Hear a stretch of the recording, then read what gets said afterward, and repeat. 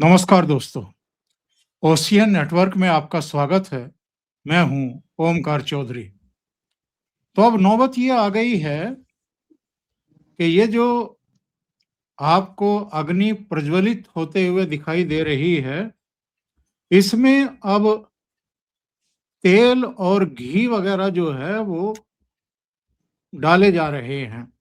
इसको और प्रज्वलित किया जा रहा है। इसके पीछे का हेतु क्या है, जरा इस पर भी चर्चा करेंगे। कौन इसमें घी और तेल डाल रहे हैं, जरा इसकी भी पड़ताल करेंगे। और ये पड़ताल करने की जरूरत इसलिए पड़ गई कि चलो अभी तक तो गंगा किनारे बैठ करके अविमुक्तेश्वरानंद बयानबाजी कर रहे थे, और बयानबाजी भी बहुत ही घटिया स्तर की कर रहे हैं, जिसकी किसी को उम्मीद नहीं थी। इस तरह की बयानबाजी उनकी तरफ से हो रही है। लेकिन अब तो ये मामला यूजीसी से भी जुड़ गया है, सवर्ण और पिछड़ों, दलितों, इन सब से भी जुड़ गया है। यूजीसी की गाइडलाइन भी गड्ढमड्ढ हो गई है इस पूरे मामले में। और बरेली के सिटी मजिस्ट्रेट से लेकर के अयोध्या में जीएसटी के उपायुक्त के इस्तीफे भी शामिल हो गए हैं। अयोध्या के उपायुक्त महोदय ने कहा कि साहब, चूंकि अविमुक्तेश्वरानंद लगातार मोदी जी के बारे में, योगी जी के बारे में, अमित शाह के बारे में बहुत गलत बयानी कर रहे हैं, मैं बहुत दुखी हूं, मैं सो नहीं पा रहा हूं, तनाव में हूं। और मैं जिस प्रदेश सरकार की सेवा कर रहा हूं, जिसका नमक खा रहा हूं, मैं उनके बारे में इस तरह की गलत बयानी और बहुत निचले स्तर की बयानबाजी बर्दाश्त नहीं कर पा रहा हूं, मैं इस्तीफा दे रहा हूं। बरेली के सिटी मजिस्ट्रेट ने कहा, अग्निहोत्री साहब हैं, उन्होंने कहा कि साहब, ये जो कुछ प्रकरण यूजीसी वाला चल रहा है, ये बहुत बड़े वर्ग के खिलाफ है। और जो कैंपस है वही नहीं बल्कि और भी उनको निशाना बनाया जाएगा। और तमाम तरह की बातें कहते हुए उन्होंने इस्तीफा ही नहीं दिया, उन्होंने धरनेबाजी शुरू कर दी, बयानबाजी शुरू कर दी, टेलीविजन चैनलों को इंटरव्यू देने शुरू कर दिए, और अब वो नेताओं की तरह बात कर रहे हैं। तो ये नौकरशाही को क्या रोग लगा है, जरा इसको समझने की कोशिश करते हैं। वीरेंद्र नाथ भट्ट साहब लखनऊ से जुड़ गए हैं, बाबा रामदास जी हिमाचल से जुड़ गए हैं। दोनों को प्रणाम और दोनों का बहुत स्वागत है। तो वीरेंद्र जी, जरा इस पर प्रकाश डालिए कि ये अग्नि प्रज्वलित कौन कर रहा है, कौन करवा रहा है, इसके पीछे का हेतु क्या है, मकसद क्या है, और अल्टीमेटली ऊंट किस कर्मठ बैठता हुआ दिखाई दे रहा है। नौकरशाही में ये मामला पहुंच गया है, ये और भी खतरनाक है। देखिए, दोनों लोगों के पॉलिटिकल एम्बिशन हैं, अलंकार अग्निहोत्री के भी और प्रशांत कुमार सिंह के भी। और अभी मेरे पास कोई एविडेंस नहीं है, लेकिन ये बात बरेली में लोगों को मालूम हो गई है कि अलंकार अग्निहोत्री एक यूपी की एक बड़ी पार्टी के संपर्क में है, और उनसे उनकी चुनाव लड़ने की योजना है 2027 में।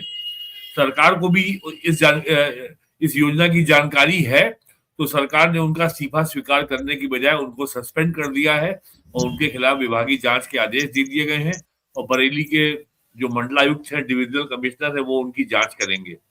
उनको शामली जिले में अटैच किया गया है निलंबन कार्यकाल में, और जो निलंबन का जो नियमावली है कि जीवन यापन के लिए मूल वेतन का वो 1/4 उसको पैसा मिलता है हर महीने। तो एक तो ये मामला है। और जो डिप्टी कमिश्नर है ट्रेड टैक्स डिपार्टमेंट को, जिसको जीएसटी भी कहा जाता है, प्रशांत कुमार सिंह, ये अयोध्या में तैनात हैं।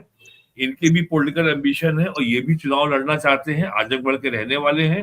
और समाजवादी पार्टी के 4 या 5 बार जो राज्यसभा मेंबर रह चुके हैं, अमर सिंह, उनके बड़े करीबी हैं और ये पॉलिटिकली वेल कनेक्टेड भी हैं।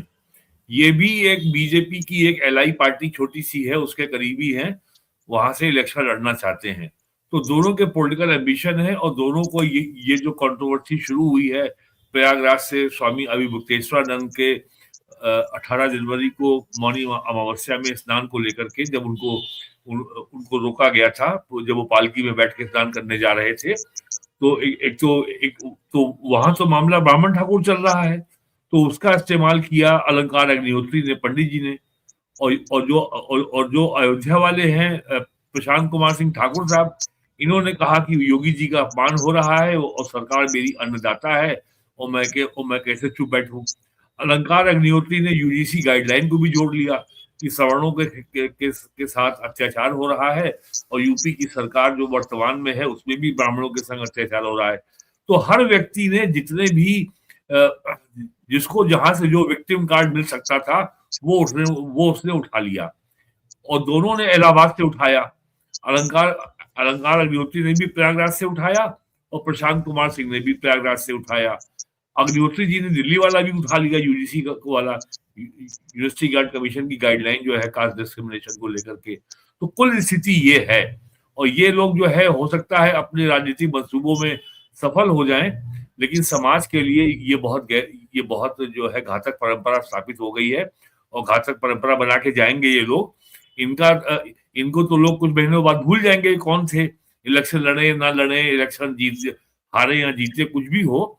तो अपने पॉलिटिकल एम्बिशन के लिए राष्ट्र में जो राजनीतिक विवाद और मुद्दे समय समय पर भिन्न भिन्न के मुद्दे पैदा होते रहते हैं, अगर उनको इस तरह से अगर आधार बनाकर, ढाल बनाकर राजनीति में कूदने की परंपरा शुरू हो जाएगी तो it's a very disturbing president. ये एक डिस्टर्बिंग डेवलपमेंट है यूपी ऐसे प्रदेश के लिए। ये कोई नई बात नहीं है कि ब्यूरोक्रेट नौकरी से इस्तीफा देके इलेक्शन लड़े और राजनीति करे। बहुत से आए हैं यहाँ पे। यूपी की चीफ सेक्रेटरी थी नीरा यादव, उनके पति थे महेंद्र सिंह यादव, उन्होंने इस्तीफा दिया, ये अच्छा रिटायरमेंट के बाद उन्होंने इलेक्शन लड़ा, बुलंदशहर से विधायक हुए, मंत्री हुए। अभी भी बीजेपी में कई हैं ऐसे लोग जो जो जो पुलिस सेवा से इस्तीफा देकर के आए हैं और इस समय विधायक है। जैसे लखनऊ से राजेश्वर सिंह जो हैं वो यूपी पुलिस सर्विस के व्यक्ति हैं और वो एनफोर्समेंट डायरेक्टरेट में रहे हैं, तो वहां से उन्होंने इस्तीफा दिया, इलेक्शन लड़े, जीत गए। ये तो बहुत सामान्य बात है, इसमें किसी को क्या आपत्ति हो सकती है। लेकिन सेवा में रहते हुए किसी विषय पर जो पॉलिटिकल कंट्रोवर्सी चल रही है, जहां दो पॉलिटिकल पार्टी इन्वॉल्व हैं और उसमें एक पार्टी का पक्ष लेकर के एक का विरोध करके और अपने को विक्टिम दिखाना, अपने को दिखाना, एग्रीव दिखाना। प्रशांत कुमार सिंह तो सुबह भी रहे थे, अयोध्या वाले वो तो बहुत भावुक हो गए थे कि सरकार मेरी अन्नदाता है। तो यहाँ पे अच्छा, लोग तो जो है बस सामान्य व्यक्ति तो भोला होता है, वो जो है जाति के फेरे में फंस जाता है। तो जो भी जाति के आधार पर गोलबंदी करना किसी नेता की आवश्यकता हो सकती है और नेता को वोट चाहिए होता है, तो वो जाति के नाम पे भावना भी भड़काएगा। समाजवादी पार्टी, बहुजन समाज पार्टी पिछले 35 साल से यही कर रहे हैं, इसमें नई बात क्या है, ये तो होता ही आया है। लेकिन अब जिम्मेदार अधिकारी एक पीसीएस ऑफिसर है, वो भी एलाइड स्टेट सिविल सर्विस का है, तो इसलिए ये एक नई शुरुआत हो रही है उत्तर प्रदेश में। जी बाबा जी, आपको क्या लग रहा है जो वातावरण इस समय दिखाई दे रहा है, इसके लिए जिम्मेदार कौन है? ठीक ठीक ठीक ठीक, ओके। क्या समय रहते चीजों को मिनिमाइज किया जा सकता था, उनका समाधान किया जा सकता था? जो भी कुछ चल रहा है गंगा किनारे से लेकर के और यूजीसी की गाइडलाइन लागू करने तक, आपको लगता है कि मिस हैंडलिंग हुई है? सर, गंगा किनारे तो कोई मिस हैंडलिंग नहीं हुई, मैंने ऐसा बिल्कुल मानता हूं, क्योंकि जो आदमी बदमाशी करने पे अगर उतारू है और हद दर्जे की नीचता पे अगर उतारू है कोई व्यक्ति, तो उसे आप नहीं रोक सकते। और भूत भी डंडे से डरता है, इनका भूत उतारने की जरूरत है सर, बहुत बहुत सख्त जरूरत है। अच्छा, एक चीज मैं बताऊं जरा, इस अपनी बात आगे बढ़ाने से पहले, ये जो 2 स्टेट गवर्नमेंट के अधिकारियों ने या सरकारी कर्मचारियों ने जो राजनीति करते हुए इस्तीफे दिए हैं, सर ये भी बहुत गंभीर बात है। और इनके साथ ठीक वही व्यवहार होना चाहिए जो फौज अपने डेजर्टर के साथ, भगौड़े के साथ करती है। सर फौज अपने जो भगौड़ा होता है ना फौज का, उसके साथ बहुत सख्ती से पेश आती है और उसका वो हाल बनाती है कि बाकी लोगों के लिए एक वो डेटरेंट बने और प्रेसिडेंट्स बने कि नहीं भैया ये काम नहीं करना है, नहीं तो फौज या सरकार जो है एकदम जिंदगी नरक बना देती है। सर मैं अभी पीछे गया था तो मैंने वहां, मुझे एयरपोर्ट पे सीआईएसएफ वाले मिले थे, तो मैंने एक सीआईएसएफ वाले भाई से पूछा कि भैया उसका क्या हुआ, वो जिसने जो है कंगना रनावत को थप्पड़ मारा था और राजनीति कर रही थी। बोले सर उसका वो हाल बनाया है ना सीआईएसएफ ने कि उसकी 7 पुश्त याद करेंगी उसकी और उसके पति की, कि जब आप ड्यूटी पे, बेल्ट वाली ड्यूटी पे रहते हुए राजनीति करते हैं तो सरकार बड़ी निर्मम हो जाती है। सरकार जो है ना चुपचाप काम करती है, पर्दे के पीछे काम करती है, पर उसका वो हाल बनाया है ना सर, 7 पुश्त याद रखेगी। सर इन दोनों अफसरों का, जो कि अपनी राजनीतिक रोटियां सेकने के लिए राज्य सरकार में इनडिसिप्लिन पैदा कर रहे हैं, इनके साथ सरकार को बेहद सख्ती से पेश आना चाहिए, जिससे कि बाकी सबको ये सबक मिले कि ये काम नहीं करना है। जब तक सरकारी कर्मचारी हो तब तक राजनीति मत करो, इस्तीफा दे दो, घर चले जाओ, कूलिंग पीरियड खत्म करो और उसके बाद चाहे जितनी राजनीति करो। नंबर 1। नंबर 2 सर, जहां तक यूजीसी वाली बात है, तो यूजीसी वाली बात निश्चित रूप से सरकार द्वारा मिसहैंडलिंग हुई है। सरकार अब किस मुगालते में थी, सरकार कहां सोई हुई थी, और सरकार पहले क्यों नहीं भांप पाई कि इस चीज का इतना कड़ा विरोध होगा। तो उस मामले में तो मैं मिसहैंडलिंग जरूर मानता हूं, पर बाकी अभी मुक्तेश्वरानंद जी की मिसहैंडलिंग नहीं हुई, बल्कि होनी चाहिए थी। उनको तो कायदे से, वो इंग्लिश में एक वर्ड है मैन हैंडल्ड, सर वो आदमी हमारी, सर माघ मेला हमारी आस्था का एक पर्व है और तुम वहां गए थे तो हमारी मान्यता है कि वहां जाके अपने पाप धोने जाते हैं लोग, गंगा स्नान करने जाते हैं। अरे तुमने नहीं नहाए, तुम नहीं धोना चाहते तुम अपने पाप, और तुम इतने बड़े पापी हो कि शायद तुम्हारे पापों को स्वीकार भी नहीं करेंगी।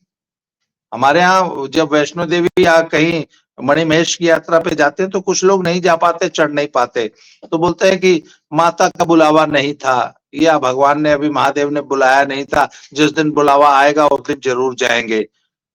तो गंगा मैया नहीं चाहती रही होंगी कि इतना दुष्ट पापी आदमी जो है वो स्नान करे।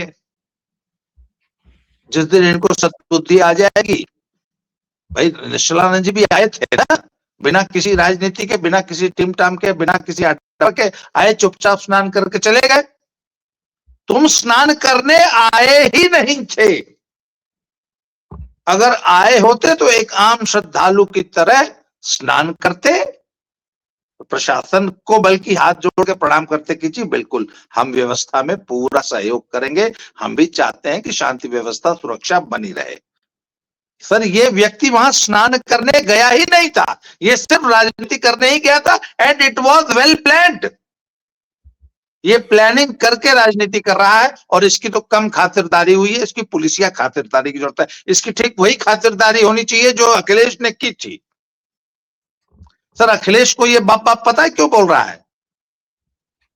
सर जो खातिरदारी करता है ना उसी को बाप बोलता है आदमी। अखिलेश को अभी कहते हैं अखिलेश जैसा मुख्यमंत्री होना चाहिए, क्योंकि अखिलेश ने इसी बनारस में घसीट घसीट के पिटवाया था पुलिस से, घसीट मारा कम था, घसीटा ज्यादा था, बट सब जानते हैं। वही ट्रीटमेंट इसको इलाहाबाद में, प्रयागराज में चाहिए सर जी।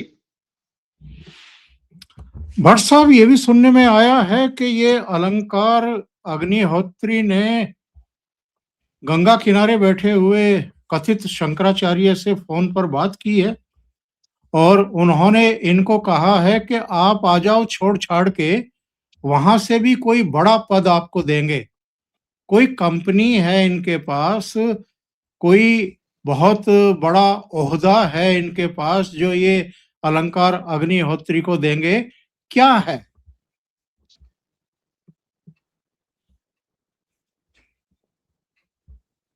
जी। आप मुझसे कह रहे हैं? जी हाँ, जी हाँ। देखिए, उनका है और पूरा गेम प्लान बड़ा स्पष्ट है।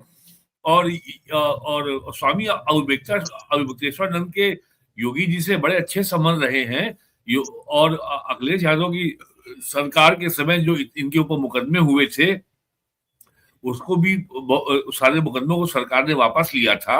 और ये गोरखपुर भी जा चुके हैं गोरखपीठ में। और जो गोरखपीठ की जो वेबसाइट है, उसमें भी जो है इनकी गोरखपुर मंदिर की यात्रा के बारे में विवरण भी है और फोटो भी है। अब ये किसके इशारे पर ये पलटे हैं, ये तो तभी स्पष्ट हो गया था जब 2 वर्ष पहले जब कुंभ मेला हुआ था, उसमें भगदड़ मची थी, कुछ लोगों की मृत्यु हुई थी। तब इन्होंने योगी आदित्यनाथ के इस्तीफे की मांग कर डाली थी। तो उसी से स्पष्ट हो गया था कि ये जो शंकराचार्य जी हैं, इनका एक स्पष्ट राजनीतिक एजेंडा है। और जब इन्होंने ये कहा कि उद्धव ठाकरे को महाराष्ट्र का मुख्यमंत्री बनना चाहिए, इन्होंने कहा कि वो गाजीपुर का माफिया मुख्तार अंसारी और प्रयागराज का माफिया अतीक अहमद का वध हुआ है, दोनों की उन्होंने कहा कि इनकी मौत की न्यायिक जांच होनी चाहिए। तो इतनी सारी बातें हो गई, इसीलिए तो लोग इनको रोमन कैथोलिक शंकराचार्य कहते हैं। और क्यों कहते हैं? तो अगर वो और अगर अलंकार अग्निहोत्री से उनके संबंध हैं, उनकी बातचीत हुई है और वो बड़ा पद उनको ऑफर कर रहे हैं, तो इसका मतलब सब कुछ जो है, जो पहले से जो योजना बन चुकी है, उसी के अनुसार।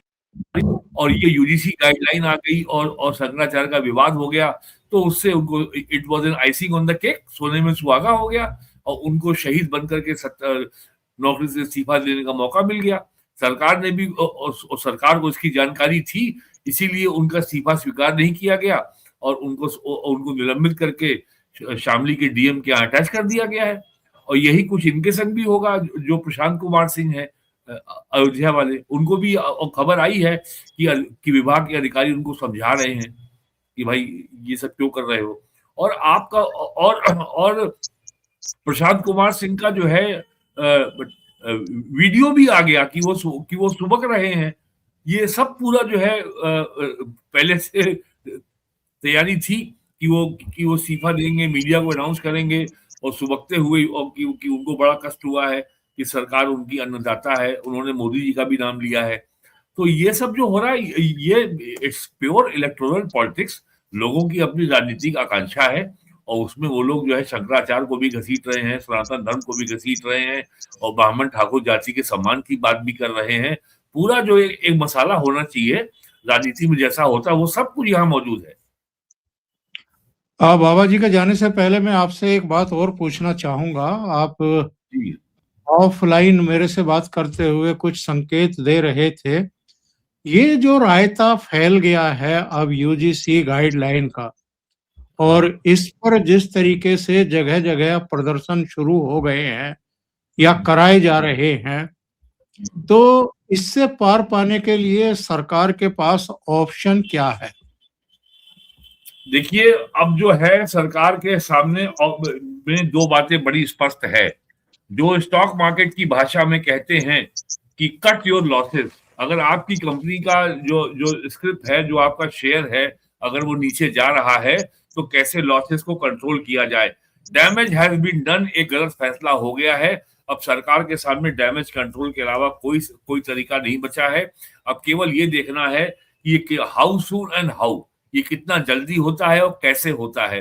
क्योंकि जो पार्लियामेंट्री स्टैंडिंग कमेटी थी, जिसमें 31 मेंबर लोकसभा के थे, 10 राज्यसभा के थे, उसके चेयरमैन दिग्विजय सिंह थे। तो दिग्विजय सिंह ने सरकार को फंसा दिया है और अब कांग्रेस जो है पैवेलियन में बैठ के तमाशा देख रही है और कांग्रेस की टीम जाके सक्रिय हो गई है सुप्रीम कोर्ट में।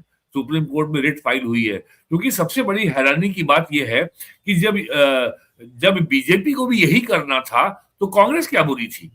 कांग्रेस के जमाने में भी जो है 2011 में ये गाइडलाइन बनी थी, और जिस कमेटी को बनाने की बात आप कर रहे हैं उस कमेटी का आधार ही भेदभाव है कि उस कमेटी में एक भी व्यक्ति सवर्ण नहीं होगा। और कोर्ट में अगर मुकदमा चलता है तो कोर्ट किसी एक व्यक्ति को दोषी मानती है या दोष मुक्त कर देती है। इसका तो बेसिक आधार ही यही है कि सवर्ण होना ही अपराधी है, सवर्ण ही आधार। और उसमें यह भी कहा गया है कमेटी की रेगुलेशन में कि यदि कोई झूठी कंप्लेंट हुई या शिकायत जो है असत्य पाई गई तो शिकायतकर्ता के खिलाफ कोई कार्रवाई नहीं होगी, भले जिस सवर्ण छात्र के खिलाफ कार्रवाई है वो के खिलाफ शिकायत है उसका जीवन बर्बाद हो जाए। और जो सबसे डिस्टर्बिंग ट्रेंड है कि इस रेगुलेशन ने सवर्णों छात्रों को आमने सामने तलवार लेके खड़ा कर दिया। They are a daggers drawn. ये क्या हो रहा है? और इसमें छात्र के पीछे पड़ जाएगा, छात्र टीचर के पीछे पड़ जाएगा, टीचर छात्र के पीछे पड़ जाएगा, और छात्र और टीचर और सब पीछे पड़ जाएंगे। वाइस चांसलर शिकायत करेगा टीचर के खिलाफ, टीचर के खिलाफ करेगा। तो ये क्या सारे जो हमारे हायर लर्निंग के जो इंस्टीट्यूशंस हैं, क्या वहां सिविल वॉर चाहती है सरकार? क्या चाहती है कि देश के सारे जो यूनिवर्सिटीज हैं वो सीरिया बन जाएं? ये बहुत बड़ी चीजें हैं सर ये। और सबसे बड़ी बात ये है जो इक्विटी और डाइवर्सिटी का मामला है, DEI, डोनाल्ड ट्रंप जो है अमेरिका में इसको खत्म कर रहा है, अमेरिकन यूनिवर्सिटीज में इक्विटी को। और भारत में वही वोक एजेंडा जो कि सांस्कृतिक मार्क्सवाद है, जिसको वोकिज्म कहा जाता है, भारत में वो बीजेपी की सरकार इस एजेंडा को लागू कर रही है। ये बहुत बड़े ये बहुत आश्चर्य की बात है। और इन्होंने जो है इक्वलिटी की बात नहीं की है, इक्विटी की बात की है, जो कि वोक भाषा है। और ये जो है, और अमेरिका में तो जो है ये इक्वलिटी लेबोरेटरी चल रही हैं, और बकायदा वहां पे जो है ये एट्रोसिटी लिटरेचर का भी वहां पे क्रिएशन किया गया है कि कैसे दलितों के ऊपर एट्रोसिटी इंडिया में होती है। ये सारा काम हार्वर्ड यूनिवर्सिटी में हो रहा है। और राजीव मल्होत्रा की एक बहुत मशहूर किताब है ब्रेकिंग, वो the snake in the Ganges, snake in the Ganga, उसमें इसका जिक्र है। तो ये सब भारत में हो रहा है, नरेंद्र मोदी की बीजेपी सरकार में हो रहा है। ये लोगों को बड़ा आश्चर्य करने वाला है। लोगों को समझ में नहीं आ रहा है कि ये हो क्या गया है। लेकिन एक बात बहुत स्पष्ट है, यदि आप विरोध करेंगे तो सरकार सुनेगी। 2 मामले हुए अभी हाल में। पहला, जम्मू में माता वैष्णो देवी मेडिकल कॉलेज को उस मंदिर के पैसे से बनाया गया। उसमें 50 सीटें थी, उसमें 42 पे एडमिशन मुसलमानों का हो गया। स्थानीय जनता ने, बीजेपी ने इसका विरोध किया, सरकार को मजबूर होना पड़ा, उस मेडिकल कॉलेज की मान्यता वापस लेनी पड़ी। मध्य प्रदेश में वहां की सरकार ने पिछड़े वर्गों के आरक्षण के लिए जो डीएमके का MP है, एंटी इंडियन विल्सन, उसको अपना लॉयर नियुक्त किया सुप्रीम कोर्ट में। लोग इसका बहुत विरोध हुआ मध्य प्रदेश में, सरकार ने उसको उस पर से हटाया, और वो वाला मुकदमा भी ठंडे बस्ते में चला गया।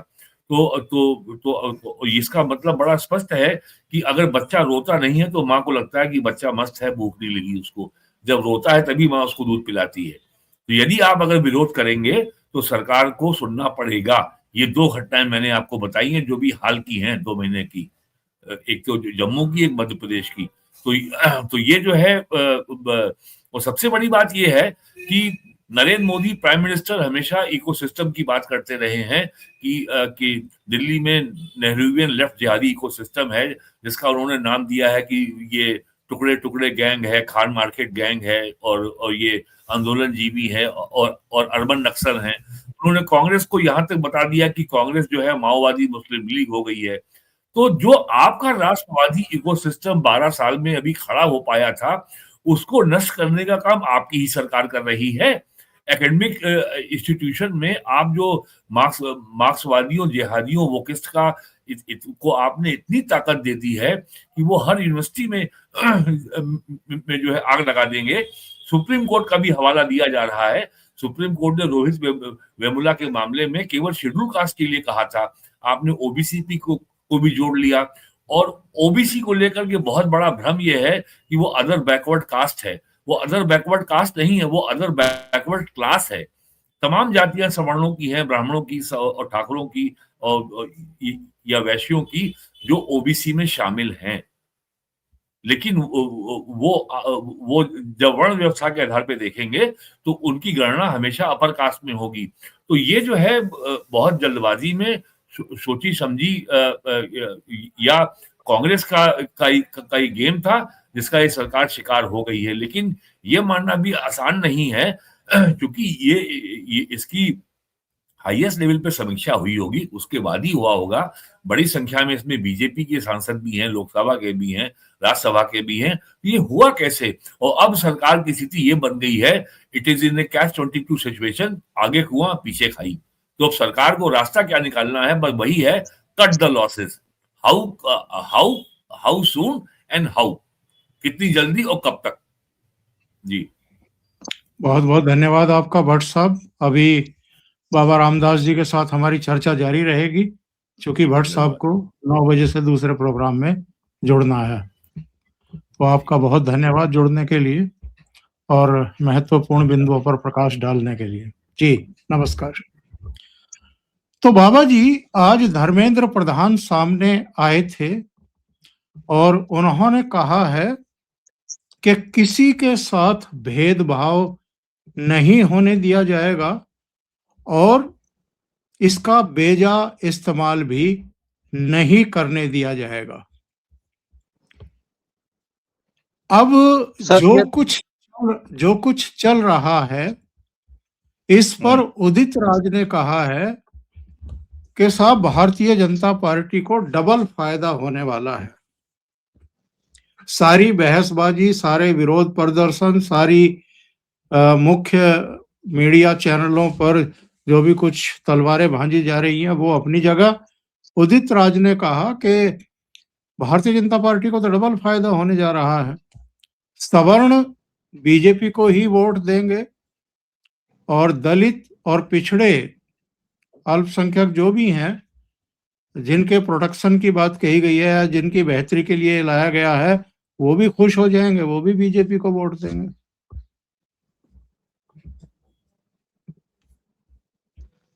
सर, एक तो मैं उदित राज की बात पे आने से पहले मैं धर्मेंद्र प्रधान जी की बात से बिल्कुल भी सहमत नहीं हूं। सरकार इससे पहले 3 ऐसे कानून ला चुकी है जिसका बहुत ज्यादा मिसयूज हो रहा है समाज में, और लोग जो इससे प्रताड़ित लोग हैं वो बेचारे त्राय कर रहे हैं। सबसे पहले आया था दहेज वाला कानून। हजारों नहीं, लाखों परिवार, लाखों लोग, लाखों निर्दोष लोगों को दहेज कानून के तहत फंसाया गया है। ऐसे लोग जिनका पति पत्नी की कलह से दूर दूर तक कोई संबंध नहीं था, उनको फंसाया गया, वो प्रताड़ित है। दूसरा कानून है सर SC/ST एक्ट, उसमें भी लाखों सवर्ण प्रताड़ित किए गए, झूठे आरोप लगा के उन पर अत्याचार किए गए, कानूनी अत्याचार। और तीसरा कानून है ये निर्भया कानून, जिसका दुरुपयोग करके लाखों महिलाओं ने, लाखों पुरुषों का जीवन बर्बाद कर दिया, उनको जेल में सड़ने के लिए मजबूर कर दिया। और औरत का सिर्फ आरोप लगा देना भर काफी है पुरुष को जिंदगी भर जेल में सड़ा देने के लिए। तो कानूनों का दुरुपयोग होता है, और धर्मेंद्र प्रधान की सरकार या किसी की भी सरकार हो, उन्होंने इन बेचारे पीड़ितों का आज तक कभी कोई हाल चाल लेना जरूरी नहीं समझा या इन कानूनों की समीक्षा जरूरी नहीं समझी। इसलिए यदि आप कानून बना देते हैं, गाइडलाइन दे देते हैं, तो फिर आप सो जाएंगे और जो प्रताड़ित होंगे वो होते रहेंगे। उनका कोई लेने वाला, कोई उनका पुरसहाल नहीं होगा। और अभी भट्ट साहब ने जो बात एकदम कही कि इस गाइडलाइन के बाद तो आप हमारे हायर स्टडीज के इंस्टीट्यूशंस को राजनीति का और सिविल वॉर का अखाड़ा बना देंगे। हर आदमी एक दूसरे को निपटा देने के लिए सच्ची झूठी कंप्लेंट्स करेगा, और जिस प्रकार लाखों करोड़ों केसेस हमारी अदालतों में पेंडिंग है। पता लगेगा कि हमारी यूनिवर्सिटीज और हमारे कॉलेजेस भी अब पढ़ाई लिखाई छोड़ के यही मामले निपटा रहे हैं और यही एजिटेशन होंगे, यही हड़तालें होंगी कि हम फलाने के पास गए, फलाने ने हमारी नहीं सुनी, हमको डांट के भगा दिया, हमारी कंप्लेंट पे ध्यान नहीं दिया। पता लगा कि रोजाना पूरे हमारे हायर इंस्टीट्यूशन से रोज ऐसी ही खबरें आएंगी कि वहां ऐसा हो गया, वहां ऐसा हो गया, वहां ऐसा हो गया। तो सर मैं बिल्कुल भी धर्मेंद्र प्रधान के इस नकली झूठे आश्वासन से आश्वस्त नहीं हूं। आपको ऐसी गाइडलाइन देने की जरूरत ही नहीं थी और हायर इंस्टीट्यूशंस को राजनीति का अखाड़ा मत बनाइए और वो किस्म का अड्डा मत बनाइए। उन्होंने कहा ना, बिल्कुल ये इस सरकार को भी वो किस्म का कीड़ा है, इनके दिमाग में भी, इनको भी वेस्ट को खुश करना है, खुश रखना है, इसलिए ये भी वो किस्म के रास्ते पर चल पड़े हैं और ये पूरा का पूरा कॉन्सेप्ट ही वो किस्म का है। अभी के लिए इतना ही। बाबा जी बहुत बहुत धन्यवाद आपका जुड़ने के लिए, बहुत महत्वपूर्ण बिंदुओं पर चर्चा करने के लिए। दर्शकों से निवेदन है, आपको ये चर्चा अच्छी लगी हो तो लाइक का बटन दबा दें, इस वीडियो को शेयर करें अपने मित्रों और ग्रुप्स में। इसके अलावा चैनल अभी तक आपने सब्सक्राइब ना किया हो तो सब्सक्राइब कर लें, साथ में लगे बेल आइकॉन को दबा दें ताकि आगे आने वाले वीडियो और उनके नोटिफिकेशन आप तक पहुंचते रहें। बाबा जी के 2 चैनल हैं, स्लो जिंदगी और बाबा की खरी खोटी, उनको सपोर्ट करिए, उनको सब्सक्राइब करिए।